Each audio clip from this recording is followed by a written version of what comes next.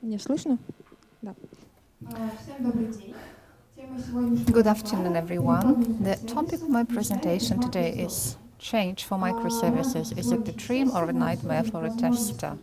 Today we are going to discuss the possibilities and tasks how to test microservices.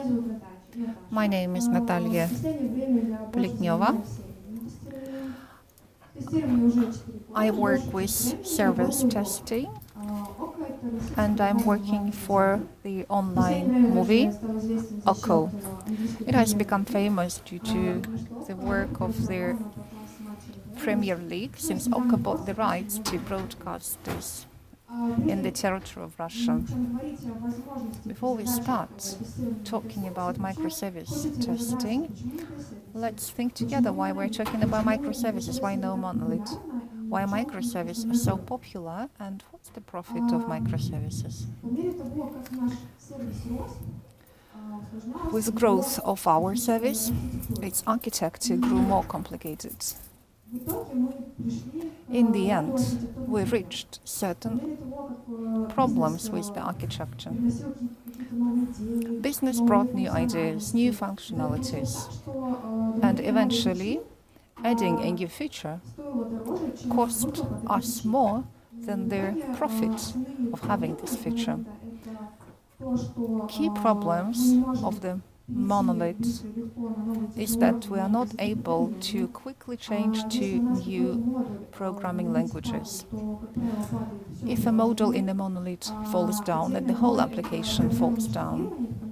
Another problem is the scaling, since if we need to scale up a module, we will have to scale up the whole application, which is very effort and time consuming. All changes require disassembly and rolling up the whole monolith again. We also had certain problems with testing. There were certain small nuances and challenges. Our service is characterized by the test data, working based on the separate scenario. There are too many incoming combinations of parameters. The incoming data is very complicated. That's why in order to get a crystal clear user, I have to put him or her through the whole system, which means having a separate test scenario. Of course, there are certain bypasses. We could do it via a database, but all these solutions required a lot of work and a lot of time. Then the test load could affect the environment. It was difficult to analyze bugs. I had only one endpoint, and it was very hard to analyze at which point something was broken. All the changes, in addition, required testing of the whole monolith. A failure for us was automation. Our service has a lot of crossing business scenarios. That is why it is impossible to disassemble the monolith. It could not be covered by unit tests. It implies having too many scenarios. So our server was covered by certain functional testing, but we didn't apply any automation testing. And because of these problems, we decided to create new services which could help the problem of monolith, meaning each service would have its own PI and it would have the possibility to work with different business functions. So that's why having initially an architecture which required a lot of checks and was complicated in terms of infrastructure, and we changed it for this one. We also separated separate services which were standing alone from the monolith. Then we had a possibility to deploy independently and to do independent testing. Also, we isolated the work and logic of the database from other components. There are separate components that work with the database, but doing this separation, now we are able to change and work with another database. There is no longer necessity to rewrite the whole monolith. We can only rewrite one component. This speeds up the development and testing. We can also change for any other language of programming. Of course, there were some problems and really a holy war among the developers which language is better. But still, it allowed us to optimize our timing for test scenarios. So we also selected certain stages of work. First, we made a stage of code preparation, but prior to that, we were doing the testing. Either we did it all together or we did it as an isolated mode. After having done the tests, it turned out that we lost part of the logics and we had to migrate the old business logic into the new components and retest again. Our service is a life-changing unit, and it's not that easy just to take away a monolith and work with it separately. It's expensive, it's risky, and we risk losing our users. We have our internal own tool allowing us to target our audience. So part of our users would work with the monolith, part of our users could work with the microservices. So our users would support both. In the outcome, we have a set of functional sets of services which communicate with one another via a HTTP or via their messages manager. In the end, we get a standard interface. Now we have to understand how we better do testing, how we better structure it, and how to do the best out of these microservices. Every day I was having more and more of them. Currently there are a couple of methodologies and practices how we can structure them. This is, for example, integration test-based system. And then we understand that our test pyramid has to come to a new level, and the foundation for this is also the integration testing. Also, we apply the theory of testing strategies, like splitting it down into stages. These all sounds very nice, but the reality was completely different.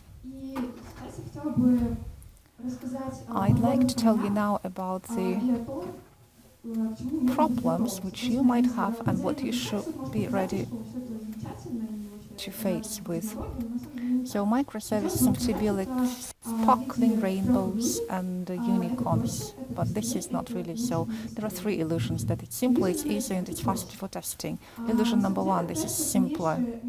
Actually, tests didn't become easier, and microservice can work separately, but we should do testing in the isolation mode and separately. Tests grew more complicated and we started to have more tests. As I have told you before, we selected integration testing as the best practice approach, and we applied a hybrid approach to testing.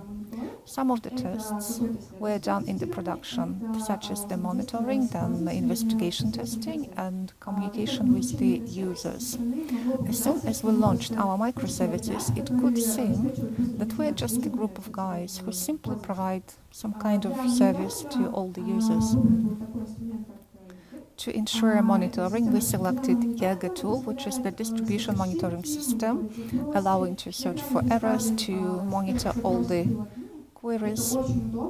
Here in the screen you see a set of requests which one can see once he or she logins. It's very convenient for a tester and it's convenient for a developer, and we were able to faster identify the problem. We also used Kibana tool. This is the logic. All the logs are grouped into one and the same table, and I can follow the patterns, I can follow the logics. I could also create dashboards. For instance, being responsible for a certain component, I can build my own dashboard. Another illusion that this is faster. There's no need to emulate all users' actions now. It is enough to build just the correct response, but we still live with the microservices and we still live with the monolith.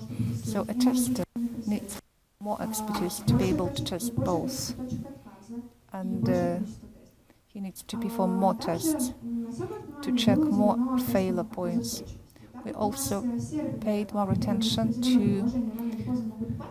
resistance tests. We understand at some stage we need to check whether services will be available or how it will behave in case a certain component breaks down. So we really applied loads of tests and we put heavy load on our service and we increased time out for certain tests. Another illusion is that this is better for testing. It has advantages and disadvantages. On the one hand, testing became more transparent. It was easier to find a problem. There is no need to keep the environment under control.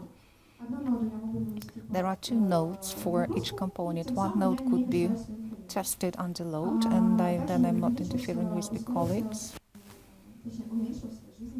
And the life cycles of a bug reduced because the time to analyze the problem shortened.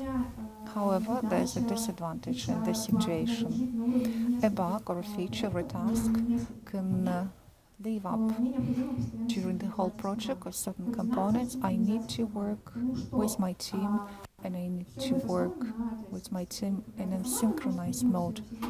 Responsibility is very important among team members. And it's important to establish good communication with all team members and know what each of us is doing. We also managed to add automation testing. At the beginning we used Cosmo. We established a collection, but after that we started to apply automation tests. And we were using the logs. Вообще, тестирование микросервисов, оно довольно гибко, потому что ты можешь выбрать любой уровень, любой метод тестирования, но при этом изначально, когда какие-то компании хотят перейти на микросервисы, нужно понимать, что очень много подводных камней, работы меньше не станет, нужно рассчитывать на то, что команда должна быть готова, должны быть определенные знания и определенная подготовка для перехода с монолита на микросервисы. Хотя наш путь перехода еще не закончен, мы живем в условиях и монолита, и микросервисов, но уже можно сказать, что этот путь положительный. Для нас это мечта, потому что мы смогли структурировать процессы тестирования. Сейчас у нас каждый тестировщик отвечает за какой-то набор компонент. У всех зона ответственности ограничена, и каждый ответственен за что-то, за какой-то компонент, и нету какого-то вот непонятки какой-то в тестировании. И, соответственно, мы смогли прикрутить автоматизацию, что было невозможно в условиях монолита. И со временем мы можем тестировать быстрее и качественнее. У меня все.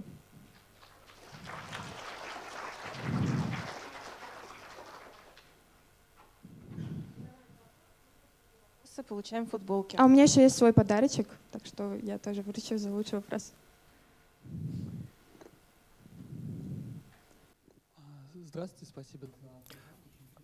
Thank you for the presentation. It was very interesting. So please tell me, when you just were planning to switch from monolith to another platform, so what were the time periods that you planned? So we had a separate dedicated team, 3 persons for that, and I did not participate in that from the beginning when we just discussed that, but there were like 10 services allocated for that, and they were planned to be released at the New Year Eve, and now the whole team is developing the new microservices, 42 of those, and there are 7 testers, and new people are joining the team because 5 persons are not enough, and we are going to hire 5 more.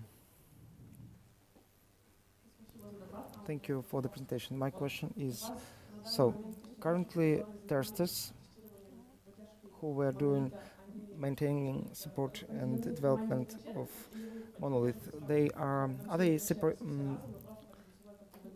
dealing with all the microservices at once, or do they have dedicated tasks? all the microservices are distributed among ourselves, and part of the logic is coming from the monolith. Now only 30% are coming from the monolith, and these 30% are distributed among ours. And this 30% of the logic closely connected towards being what's going on with microservices. Any other questions, please?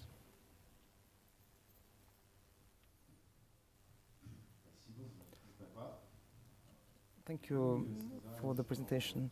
You mentioned at the beginning that you've been testing the productivity, the load, and so admit if you've been testing it on the prod. No, we cannot test the load on the prod. Even now, when we tested microservices, we were not able to model the load from the very beginning. So, of course, it's possible full scale only on the prod. We have same situation. We are transferring from microservices to monolith. But how do you document this architecture, this logic? I understand that you have some documentation on monolith, but the services are like separate. So how is it all reflected? Okay, we don't have any documentation on the monolith, really. And when you come to a developer and ask how should it work, he just says, please look at the code. And we have some manuals for the testers. It's not like manuals in the direct sense of this word, but at the discussion phase, everything is documented in the code, in the tests, and that's basically it. But mainly we document in the conference, in Jira as well, but mainly in the conference. Next question. Thank you for the presentation. I'd like to ask you about the metrics and functioning of the changed architecture. So if you register some metrics, so do you see that the quality is improving after you've changed the architecture? Well, yes. For now, yes. For testing and for development, it has become better. It has improved. But for the users, nothing basically changed. Metrics are still being registered because along with the microservices, new features been released, and the ones that been released at the new year, if like these features were better than earlier. But for microservices, it takes more time to analyze it and to take the metrics, not to say whether it became better or worse. So thank you for the presentation. I'm a developer myself, and it's such immense work. So you have a software package, you have to separate it into microservices, make it independent from each other to provide some interconnection protocols. No new features are added. So how did you motivate your developers?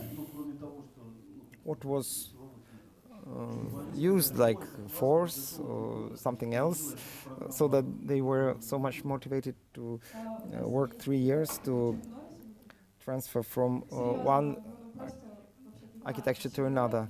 We have a Chuck Norris guy. He's a very good motivator. He's not a technical director. He's just an employee in the company, and so some people joined it because they wanted to use Kotlin. Others had different reasons, but everybody understood that if we stay where we are, we won't develop horizontally. And everybody wanted to try something new, and they just understood that if I don't do that, so nobody would. So, last question. Thank you for the presentation. In the beginning, you mentioned that there was a huge problem with regression in monolith. So you had to make regress of the whole system when there was a failure. How is it now with regression in microservices? We release new features, and from the point of view of the server, not all the features are used every time. So you don't have to deploy all the components to check it. I don't have to cover the whole server with the regression. So I have a very clear separation into what I have to test. For example, new feature is released, so here and there I have to make regression. So you mean you make regression only for the microservices where the new features were added, right? Yes. Normally these are clients features, and clients testers, they also can participate, and they can detect the bugs in the whole environment, and then they make the complete regression. Well, please select the best question. Raise your hands. Please, those who ask questions. I will give the t-shirt to the guy who asked about the development. Do I have one or two t-shirts? So this one to the young lady, and another one to the guy who asked about the development.